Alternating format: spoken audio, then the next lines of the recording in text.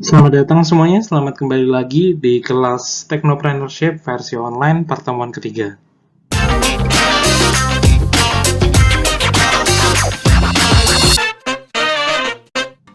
Jadi pada pertemuan ketiga kali ini teman-teman, kita akan membahas topik terkait dengan yang namanya inovasi dan kreativitas. Seperti yang kemarin di kelas konsultasi hari Sabtu kemarin saya buka, teman-teman saya berikan informasi terkait dengan, oh ini teknologinya harus seperti ini, apakah teknologinya menggunakan teknologi ini atau bagaimana, seperti itu saya ada tujuan. Itu agar teman-teman itu bisa membuat startup atau teknologi bisnis kalian sendiri, itu yang penuh dengan inovasi dan kreativitas. Jadi teman-teman tidak stuck, tidak berhenti di situ, tidak perlu takut kalian berpikiran bahwa ini nanti bisa nggak ya ngejalanin dan sebagainya, tidak perlu dipikirkan. Kalian punya ide, dikembangkan saja dulu, untuk nanti untuk pengembangan secara lebih lanjut masih bisa ikuti secara pelan-pelan teman-teman. Jadi teman-teman tidak perlu ragu, tidak perlu takut untuk mengembangkan ide kalian yang sedang kalian pikirkan saat ini. Kemudian, tidak perlu lagi panjang lebar teman-teman sebelum saya masuk dalam pembahasannya. Seperti biasa saya ingatkan yang pertama adalah teman-teman harus mengikuti video ini dari awal, pertengahan, sampai pada akhirnya, karena seperti biasa di dalam video ini nanti akan saya selipkan tugas yang nanti tugasnya soalnya apa, jawabannya bagaimana, nanti teman-teman bisa cek di dalam video ini. Lalu yang kedua adalah, kalau kalian paham dengan materi saya, seperti biasa, kalian langsung bisa klik tombol like di dalam video ini. Di dalam channel ini kalian bisa langsung klik tombol like. Kemudian jangan lupa agar kalian tidak tertinggal update-update apapun terkait dengan video, materi, dan sebagainya, kalian bisa langsung klik tombol subscribe warna merah itu teman-teman. Oke, begitu saja. Langsung masuk pada pembahasan kita yang pertama. Check this out. Masuk pada pembahasan kita yang pertama. Di situ teman-teman bisa melihat ada yang namanya Mas Saptuari Sugiarto, merupakan founder dari Sedekah Rombongan, dan juga Bapak Nadiem Makarim yang merupakan Menteri Pendidikan Indonesia sekarang, dan merupakan ex-founder atau CEO dari Gojek. Nah, yang akan kita bahas adalah inovasi dan kreativitas. Kenapa saya ada memberikan contoh dari mereka? Jadi keduanya ini adalah orang-orang yang memiliki inovasi dan memiliki kreativitas dalam mengembangkan bisnis startup yang sampai sekarang mungkin bisa kita jalani. Salah satunya yang mungkin sering kita pakai, Gojek, teman-teman. Nah, di sini kenapa saya bilang dua hal yang berbeda? Kreativitas itu merupakan kemampuan yang dimana kita itu mengembangkan ide-ide baru dan cara-cara baru dalam memecahkan masalah atau pemecahan masalah dan menemukan peluang, atau bisa dikatakan kita thinking a new thing. Sedangkan kalau inovasi itu merupakan proses kreatif yang membuat objek-objek dan substansi baru yang berguna bagi manusia. Jadi bisa dikatakan gini teman-teman, kalau kreativitas itu saya ambil contoh misal, kalian memecahkan sebuah masalah yang mana dulu itu tidak pernah menggunakan teknologi, setelah menggunakan teknologi, semuanya lebih berjalan lebih efektif dan efisien. Kemudian inovasi itu semisal kita menciptakan sesuatu hal yang baru. Lalu bagaimana kalau kita gabungan keduanya? For example, kita ambil contoh Gojek. Gojek itu dia itu merupakan hasil kreativitas dan hasil inovasi dari Bapak Nadiem, di mana dia memikirkan bahwasanya kalau how if kita itu punya kontak dengan ojek-ojek secara online, yang mana nanti kita mau mengirim makanan, mau mengirim barang, kemudian mau pesan kendaraan untuk buru-buru, kita semuanya bisa terkoneksi dengan mudah. Nah, itu merupakan salah satu kreativitas dari founder Gojek, teman-teman. Karena dia memikirkan, dia mengembangkan ide gimana sih caranya kita bisa buat teknologi yang bisa nanti kita itu mengontak langsung tukang ojek tanpa kita harus datang ke pangkalan ojek. Dimanapun kita berada, kita bisa dapat transportasi untuk membantu kita pergi kemanapun, kayak gitu. Dan inovasinya adalah dalam bentuk kreatifnya. Kita bisa mengontak mereka dengan lewat ponsel, tanpa kita harus tahu nomor mereka dan sebagainya. Dan selain itu, kita juga bisa meminta tolong mereka untuk mengirimkan makanan atau membelikan kita makanan, kemudian mengirimkan barang dan sebagainya dengan lebih mudah lagi lewat GoSend, lewat GrabFood, GoFood, seperti itu teman-teman. Nah, itu adalah salah satu bentuk dari inovasi dan kreativitas. Nah, tugas yang pertama untuk teman-teman adalah, soalnya adalah, coba teman-teman berikan contoh kreativitas dan inovasi dari startup-nya yang kalian kemarin ajukan di kelas konsultasi. apa yang menjadi titik kreativitas dari startupnya kalian, dan apa inovasi yang ada dalam startupnya kalian. Berikan sedikit penjelasan, contoh dari hasil startupnya kalian. Jelaskan secara singkat ya teman-teman, gitu. Dan masing-masing orang kan ini individu, pasti nanti hasilnya akan kelihatan. Jadi semisal 4 orang dalam satu kelompok, itu pasti nanti masing-masing orang tidak pasti jawabannya sama, pasti bisa berbeda-beda. Kalau jawabannya sama, berarti itu ada yang mengkoordinir, dan ya otomatis kalau semisal nanti dapat nilai 100, ya 100 akan saya bagi ke 4 orang, seperti itu teman-teman, karena jawabannya sama. Gitu. Paham ya teman-teman? Itu untuk soal yang pertama teman-teman. Next, kita masuk pada pembahasan kita yang selanjutnya. Yaitu tentang kegunaan pola pikir yang kreatif. Jadi dalam kegunaan pola pikir yang kreatif itu kita diberikan penjelasan. Dengan pola pikir kreatif, itu seseorang itu dapat manfaat apa saja sih? For example, yang pertama, kita itu dapat dengan pola pikir yang kreatif, kita dapat menemukan gagasan, ide, peluang, dan inspirasi yang baru. Terbukti, kalian semua di sini, teman-teman mahasiswa yang kemarin konsultasi dengan saya hari Sabtu kemarin, itu adalah salah satu orang-orang yang punya pola pikir kreatif. Karena kalian mampu menemukan gagasan, ide, dan peluang, serta inspirasi yang baru dengan ide-ide startupnya kalian. Dan saya mengakui kalian that's cool. Keren banget teman-teman. Lalu mengubah masalah menjadi peluang. Ini juga terjadi ketika kalian kemarin membuat startup. Kalian membuat inovasi, ingin mengubah masalah antrian rumah sakit menjadi sebuah peluang, kalian bikinkan aplikasi untuk antri rumah sakit. Kemudian ada juga yang membuat laundryin aja, yang mana kalian membantu orang-orang yang malas cuci atau kemungkinan kesusahan atau tidak ada waktu untuk mencuci. Dengan aplikasi laundryin aja, kalian bisa membantu orang untuk mencuci, dan sebagainya, dibantu, kayak gitu teman-teman.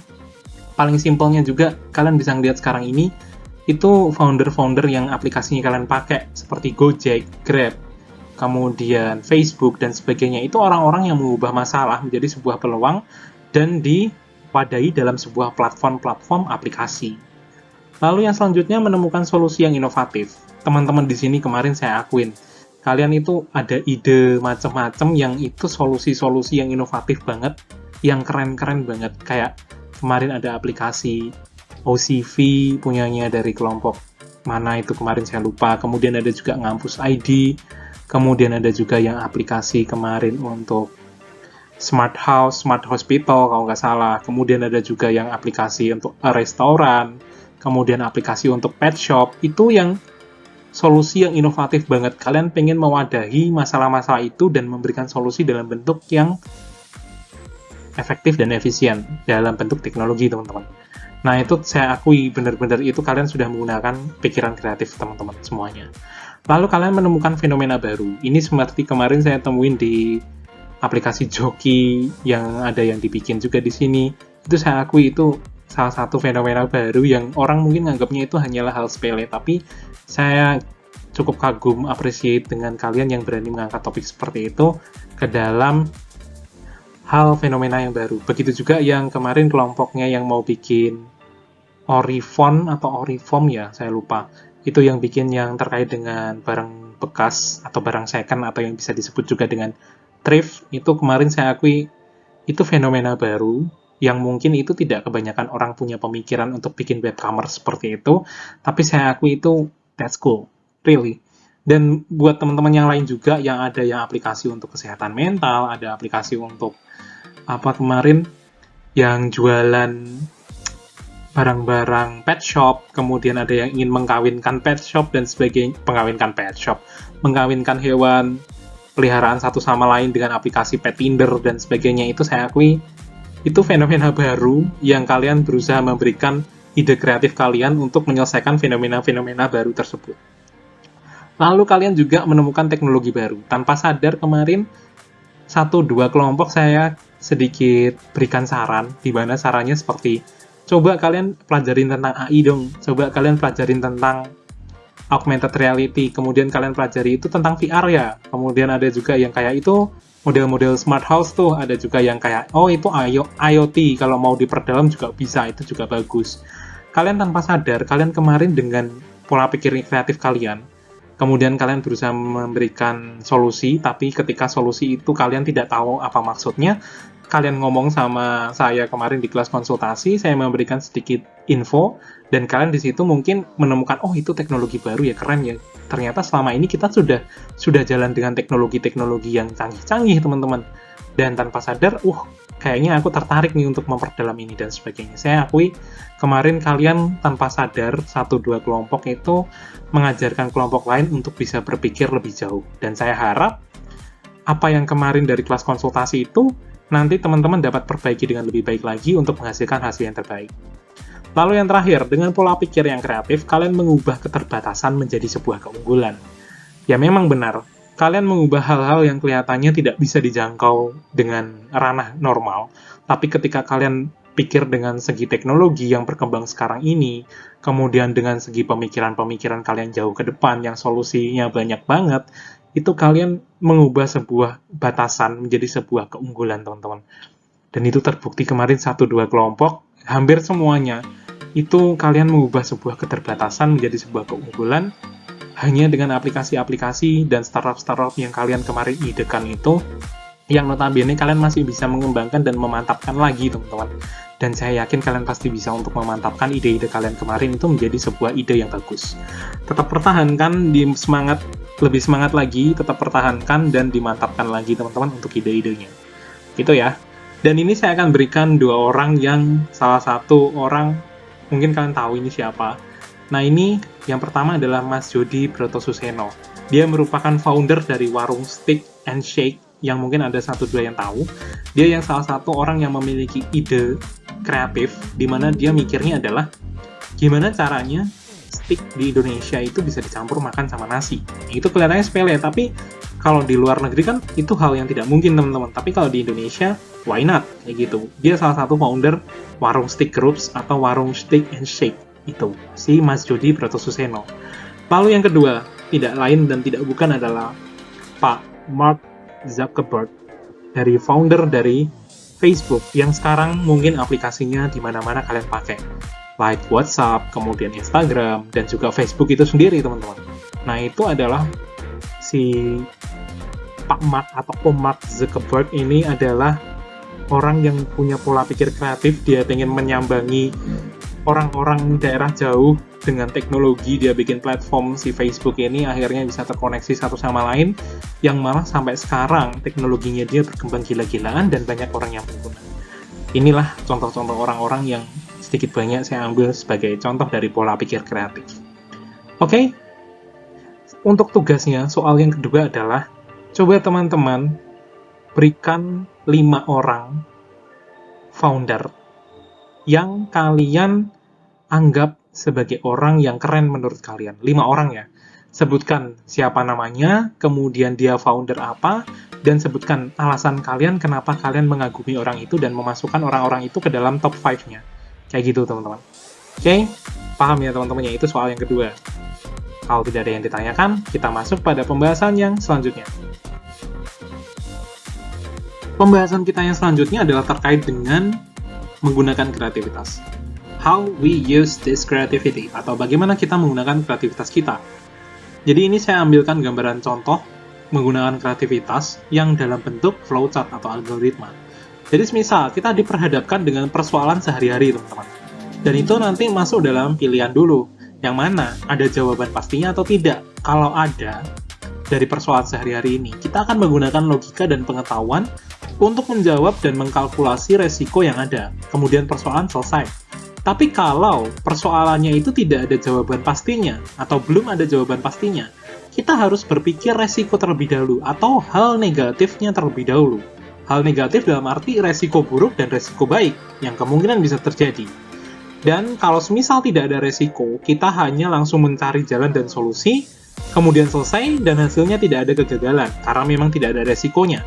Tapi, how if kita ada resikonya, dan memang ada, kita pasti akan dituntut. Dan nanti akan terlihat perbedaannya kalau kita ada resiko, dan kita memecahkan solusinya, atau mencari jawaban terkait dengan risiko ini, menggunakan otak kiri atau otak kanan. Yang pertama kita akan bahas, adalah menggunakan otak kiri. Jadi kita akan menggunakan otak kiri terlebih dahulu untuk menyelesaikan masalah. Di sini menggunakan otak kiri kita itu menghindari resiko bila ada. Orang pasti akan selalu berpikir gimana sih caranya ngindarin resiko-resiko jelek kayak gitu. Tapi juga cenderung otak kiri itu cenderung menggunakan pengetahuan eksakta atau pasti untuk memecahkan masalah atau persoalannya. Dan biasanya itu juga malas bertanya pada orang lain karena merasa udah kayak ya udahlah cepat selesai kayak gitu. Tapi tidak menemukan solusi atau syarat dari orang lain untuk memecahkan masalah ini bagaimana. Kemudian dari malas bertanya itu, pasti kita akan selalu berpendapat sendiri bahwa berpendapat persoalan itu adalah masalah yang harus dihindari karena beresiko. Endingnya teman-teman, hasilnya adalah kita gagal untuk mencoba menyelesaikan masalah tadi, persoalan sehari-hari yang ada resikonya tadi. Kita mencoba, kita akan muncul banyak alasan dan hasilnya kita akan yang disebut tidak kreatif teman-teman. But how if we solve this problem menggunakan otak kanan? Jadi bagaimana kalau kita menggunakan otak kanan kita, teman-teman? Jadi hasilnya seperti ini. Kalau kita menggunakan otak kanan kita akan cenderung bertahan untuk tidak menyerah begitu saja dan terus mencari solusi. Makanya sering kali teman-teman saya tekankan, coba cari teman-teman di dalam jurnal ada nggak? Kalau ada, nanti konsultasi sama saya. Kemudian nanti kalau sudah konsultasi sama saya akan membantu kalian untuk berpikir kritis, kayak gitu. Kayak mungkin saya akan menekan kalian, coba kalau misal persoalannya seperti ini, itu menurut kalian. Tapi bagaimana kalau dibalikan seperti ini? Kalian pasti akan berpikir, dan berpikirnya biasanya out of the box. Dan itu akan menghasilkan kreativitas kalian untuk menyelesaikan masalah, teman-teman. Lalu, yang menggunakan otak kanan lagi, dia akan menggunakan seluruh ilmu pengetahuan, pengalaman, informasi yang ia tahu, bertanya ke orang lain, baca buku dan media web untuk mencari solusi, dan improvisasi agar bisa memecahkan masalah secara kreatif. Dan hasilnya nanti adalah mereka akan menjadi sukses karena mencoba dan terus mencoba dengan bertahan, tetapi otak kanannya itu berpikir keras untuk memecahkan masalah. Dan hasilnya adalah masalah atau persoalan sehari-hari yang memiliki resiko itu tidak akan menghasilkan kegagalan. Kita bisa menyelesaikan masalah itu dengan berhasil, sukses, there is no problem. Kayak gitu teman-teman. Itu pasti enak banget. Dan ini tanpa sadar teman-teman sudah saya latih seperti itu 1-2 kali ketika kalian kelas arsitektur enterprise, sistem enterprise. Kalian saya kasih kesempatan bertanya sama saya. Tapi hampir sebagian besar mungkin orang-orang mikir, wah nggak usah tanya sama Pak Antoni, males lah tanya sama Pak Antoni dan sebagainya. Itu adalah sisi otak kiri teman-teman. Tapi kalau kalian menggunakan otak kanan, kalian mau saya semprot, mau saya marahin kayak gimana, mau saya nggak respon kayak gimana dan sebagainya, kalian tetap bertanya sama saya. Dan itu saya sering menjawab dari dulu pasti, Pak ini gimana ya gini, Kak ini gimana ya, mohon bantuannya, mohon solusinya. Saya bilang, oke nanti saya arahkan seperti ini ya, kamu cari dulu coba. Setelah kamu temukan, kamu ngomong sama saya, kita diskusi bareng, kita menyelesaikan masalah ini. Karena kalau kamu nggak nyari duluan, kamu tidak tahu apa yang kamu cari ini dan saya maksud, saya ngomong semisal, coba kamu gunakan cara algoritma ini. Tapi kamu nggak paham, algoritma ini maksudnya gimana Pak? Saya ngejelasin kalian lagi. Tapi kalau saya ngejelasin kalian nggak paham, kalian kan tetap harus googling atau cari dari yang lain. Dan ketika nanti kalian sudah menemukannya, kalian tanya sama saya, itu nggak apa-apa teman-teman, itu malah bagus gitu loh. Daripada kalian tidak bertanya apapun, dan daripada nanti kalian merasa kayak, nanti nggak dijawab kayak gini. Terbukti kok teman-teman banyak yang tanya sama saya, Pak ini gimana ya gini-gini. Saya tetap respon gitu loh, karena saya tahu, saya mengapresiasi kalian nyari, dan saya berusaha untuk membimbing kalian agar kalian itu bisa mendapatkan solusi terkait dengan problemnya kalian. Kayak gitu teman-teman. Itu adalah salah satu bentuk kita menggunakan kreativitas, menggunakan otak kanan dan otak kiri. Dan biasanya yang paling bagus memang menggunakan si otak kanan ini teman-teman. Gitu. Itulah kenapa orang-orang kreatif disebutnya pasti menggunakan otak-otak kanan. Kayak gitu. Itu terkait dengan penggunaan kreativitas. Next, masuk pada pembahasannya selanjutnya ya teman-teman ya. Check this out. Masuk pada pembahasan kita yang selanjutnya, yaitu terkait dengan yang namanya proses pembentukan inovasi. Setelah tadi kita belajar bagaimana menggunakan kreativitas kita dalam memecahkan masalah, sekarang kita masuk pada yang namanya how if kita menggunakan innovation kita untuk menyelesaikan masalah, teman-teman. Bagaimana sih caranya? Nah, ini dalam bentuknya. Yang pertama di sini ada yang namanya masalahnya dulu. Kita masalah, kemudian kita pecahkan secara inovatif menjadi solusi kreatif. Setelah itu, orang lain menggunakan solusi kreatif ini. Untuk menjadi apa? Menjadi sebuah inovasi, yang mana inovasi ini nanti terus digunakan oleh banyak orang dan menjadi kebiasaan, sehingga menjadi tradisi. Seperti semisal gini, teman-teman. Teman-teman sering mendapatkan masalah terkait dengan mungkin penyimpanan memori yang berlebih, kemudian nanti hard disk atau memori eksternalnya atau internalnya kalian itu habis, kalian bingung mau menyimpan data-data itu di mana, itu sebuah masalah. Tapi setelah seiring perkembangan zaman, teman-teman, masalah tersebut dapat dipecahkan salah satunya dengan cloud storage, yang mungkin cloud storage itu tidak seberapa besar, tapi membantu kita untuk menyelesaikan masalah seperti ini, dan hasilnya juga malah itu menjadi sebuah tradisi kita untuk menggunakan cloud storage sebagai penyimpanan internal kita. Jadi masalahnya tadi masalah memori ya teman-teman ya, memori eksternal, internal, atau memori laptopnya atau HP-nya kita tuh penuh. Kita selalu disediakan yang namanya cloud, sistem penyimpanannya. Nah itu dipecahkan secara inovatif menjadi solusi kreatif. Kita mengupload semua file-file yang mungkin kayak memori-memori kenangan kita, dokumen-dokumen, video, atau file foto, yang mungkin nanti itu kalau disimpan di dalam hard disk atau eksternal internalnya kita tuh kayak kelebihan, kita ngupload ke sana teman-teman, kita ngupload ke sana, diunggah ke sana. Jadi kalau misal nanti kita suatu saat pengen akses lagi, kita sudah bisa ngakses bahkan dimanapun, kapanpun, tanpa kita bawa HP, tanpa kita bawa kamera, kita ngakses lewat media apapun, lewat medianya siapapun, kita tahu password dan sebagainya, kita masuk penyimpanan cloud kita selesai teman-teman, bisa dipakai. Dan itu menjadi salah satu solusi kreatif kita untuk menyelesaikan masalah dadakan yang mungkin dulu diselesaikan dengan flash disk, dengan penyimpanan eksternal dan internal kayak gitu. Tapi kalau misal itu tidak ada semua, ya kita akan menggunakan penyimpanan cloud yang benar-benar eksternal banget, dan kita bisa pakai itu dimanapun, kapanpun, tanpa harus ragu pakai itu aman atau enggak, kayak gitu. Lalu orang lain menggunakan solusi kreatif ini, terbukti, itu terjadi di kantor saya. Kantor saya sering dulu pakainya cuma flash disk atau hard disk. Kemudian 1-2 itu data-datanya saya lihat tuh cuma data-data yang masih bisa dibilang itu disimpan di cloud tuh bisa teman-teman. Dan nanti kalau misal kita kerjain bareng-bareng, itu di cloud itu malah lebih cepat daripada kalau kita cuma sharing data lewat client server kayak gitu. Nah ya udah, ternyata solusi yang saya berikan itu digunakan orang lain juga. Jadi banyak yang niru untuk menggunakan spreadsheet atau Google Doc lewat lewat penyimpanan cloud Google Drive itu tadi. Mereka lebih mudah, mereka lebih gampang untuk sharing, untuk edit bersama dan sebagainya, yang akhirnya malah mempermudah pekerjaan untuk berjalan dengan cepat dan berjalan secara beriringan. Dan itu menjadi sebuah inovasi teman-teman, dan memang terbukti di kantor saya, dari yang biasanya pekerjaannya itu lambat, tapi karena dengan menggunakan penyimpanan itu tadi, penyimpanan cloud, diedit bareng-bareng dengan admin yang lain dan sebagainya, kita ngelihat itu real time dan terjadi, dan itu lebih gampang. Dan terbukti hasilnya, inovasi di sebuah perusahaan saya, dia bisa berjalan lebih cepat teman-teman. Kerjanya itu lebih cak-cek lah. Cak-cek itu dalam artian itu cepat tanggap gitu loh. Dan itu terus digunakan oleh banyak orang dan menjadi kebiasaan sehingga menjadi tradisi. Terbukti setelah itu saya cuma ajarkan 1-2 kali ngupload data di Google Drive, itu menjadi kebiasaan dan mereka bisa ngupload sendiri. Bahkan kadang ada berkas-berkas, Mas nggak terpakai nih. Biasanya kan manggil saya Mas atau Pak. Mas ini nggak terpakai, Pak ini nggak terpakai. Saya upload ke Google Drive aja ya, nanti kalau misal mau diakses kembali, nanti masih bisa dan lebih mudah kayak gitu. Oh ya silakan, nggak apa-apa. Dan itu menjadi tradisinya mereka, menjadi habit atau kebiasaannya mereka teman-teman. Bahkan kita nggak pernah nyuruh, mereka kadang sudah inisiatif, mereka masukin sendiri. Dan itu terbukti, itu salah satu bentuk inovasi yang terjadi dan memang berdampak nyata di dalam kehidupan kita sehari-hari. Kayak gitu, teman-teman. Oke, masuk pada pembahasan kita yang selanjutnya, teman-teman. Masuk pada pembahasan kita yang selanjutnya, yaitu jenis-jenis inovasi. Dalam jenis-jenis inovasi di sini, inovasi itu selalu ada dalam beberapa macam. Seperti misal yang pertama, jenis inovasi produk. Itu nanti inovasinya bisa dari isi produknya atau dari kemasan produknya. Lalu yang selanjutnya adalah inovasi marketing. Inovasi marketing ini bisa berbagai macam, yaitu dari mulai cara menjual, kemudian cara mendistribusikan, kemudian cara memasarkan, cara mengiklankan, cara menciptakan permintaan, dan lain sebagainya.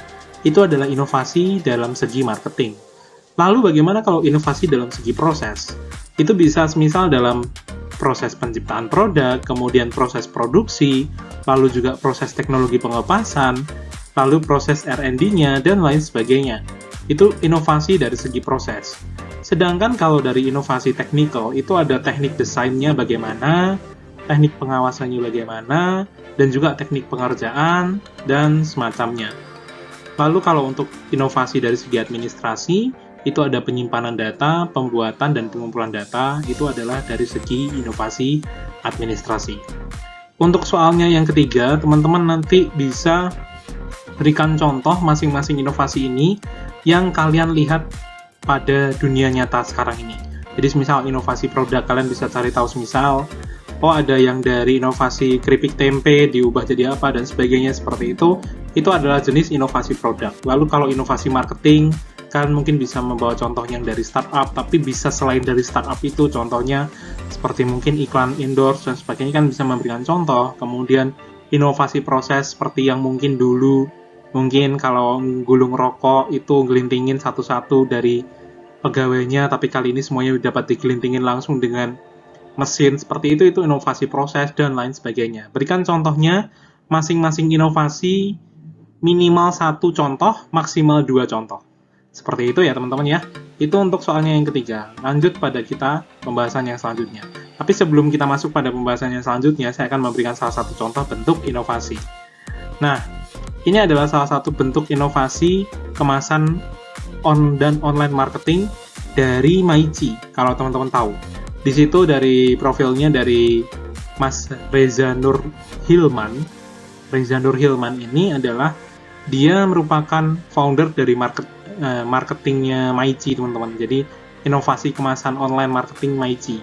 Dia merupakan salah satu founder dari pendirinya si Maici, teman-teman. Nah, kalau ada yang teman-teman Maici tahu kan, itu yang keripik, yang pedes-pedes tapi yang tipis-tipis. Ada levelnya yang memang saya pernah makan dan itu memang gila pedesnya. Nah ini adalah salah satu, dia itu menginovasi dari segi kemasan dan online marketingnya. Dia memasarkan Maici dari segi kemasannya dan juga dari online marketing, dia punya teknik-tekniknya itu teman-teman. Ya ini salah satu contohnya, Mas Reza Nur Hilman. Lanjut ya teman-teman. Jadi pembahasan kita yang selanjutnya adalah selesai sampai di sini teman-teman. Kalau teman-teman nanti ada pertanyaan, teman-teman bisa langsung menghubungi saya melalui Japri atau melalui chat atau melalui manapun itu, kalian bisa menghubungi saya dan nanti saya akan berikan jawaban yang mungkin semaksimal mungkin saya berikan jawaban yang baik untuk teman-teman. Lalu teman-teman kalau pengen konsultasi pada saya silahkan, tapi nanti atur waktu juga ya teman-teman, jangan asal kalau misal saya tidak balas chat ya teman-teman tahu lah, saya sering menginfokan ke kalian kalau saya juga ada kerjaan lain yang notabene itu juga lumayan gede tanggung jawabnya, jadi saya harus ekstra hati-hati juga. Nah, selain itu juga di dalam video ini tadi sudah seperti yang saya infokan, tadi ada beberapa soal di dalam video ini. Teman-teman bisa perhatikan baik-baik, cari tahu di mana itu soalnya, kemudian langsung dikerjakan, langsung dikumpulkan agar kerjaan kalian tidak menumpuk, teman-teman. Oke, cukup sampai di sini teman-teman. Kalau kalian nanti paham dan tidak ada pertanyaan, kalian bisa langsung klik tombol like. Saya tunggu tombol like-nya. Kalau kalian nge-like, berarti saya anggap kalian paham semuanya. Kalau tidak ada yang ditanyakan, terima kasih. Selamat melanjutkan aktivitas kembali. Untuk kelas konsultasi nanti saya akan infokan lagi jamnya, harinya, kemudian kita pakai platformnya apa, kayak gitu nanti saya akan infokan kembali. Terima kasih teman-teman ya. Sampai ketemu lagi di next pertemuan. See you teman-teman, selamat melanjutkan aktivitas.